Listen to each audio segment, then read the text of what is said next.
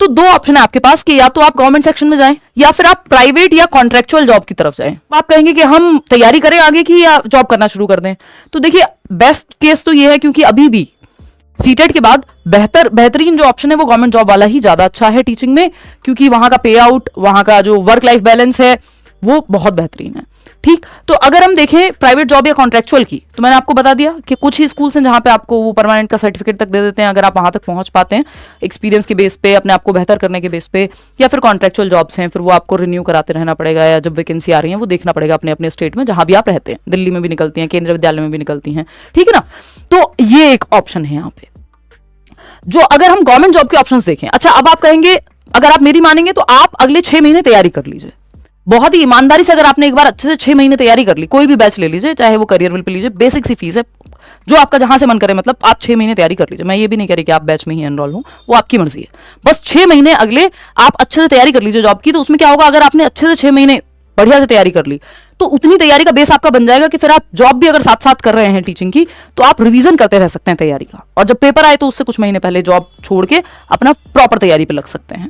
तो इसमें government job में मैं कुछ ऑप्शंस दे देती हूँ। इसमें जो टॉप प्रायोरिटी रहती है बहुत सारे लोगों की, वो रहती है DEET+B, Delhi subordinate services selection board. उसके एग्जाम्स अभी चल रहे हैं, इसका ऑफलाइन बैच भी हम दिल्ली में लेकर के आते हैं, ऑनलाइन बैच भी आता है, बहुत अच्छा रिस्पॉन्स रहता है आपका। क्योंकि दिल्ली की जॉब, एक तो ये दिल्ली की ही जॉब है, आपका हेल्थ से लेकर के, यानी आपका मेडिकल जो क्लेम है वो भी इसमें शामिल है, अच्छी सैलरी आपकी शामिल है, 8वां वेतन आयोग आ ही रहा है, 6 घंटे की आपकी नौकरी है ना। तो दिल्ली की जॉब टीचिंग में बेहतरीन मानी जाती है। दूसरा ऑप्शन है KVS और NVS वाला, है ना।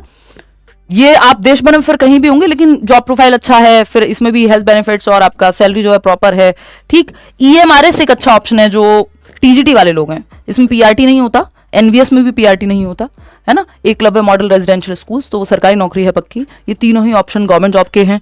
फिर इसके अलावा अलग अलग जगह पे, जैसे सुपर टेट का इस बार यूपी में पूरी उम्मीद है, सिलेबस भी दे चुके हैं कि आएगी वैकेंसी, तो वो एक ऑप्शन है अच्छा, ठीक है। इसमें लेकिन आपकी तैयारी ऐसी होनी चाहिए कि आप 1 महीने पहले तैयारी करने बैठेंगे तो बात नहीं बनेगी। अभी से अगले 6 महीने बिल्कुल झोंक करके तैयारी आप कर लीजिए।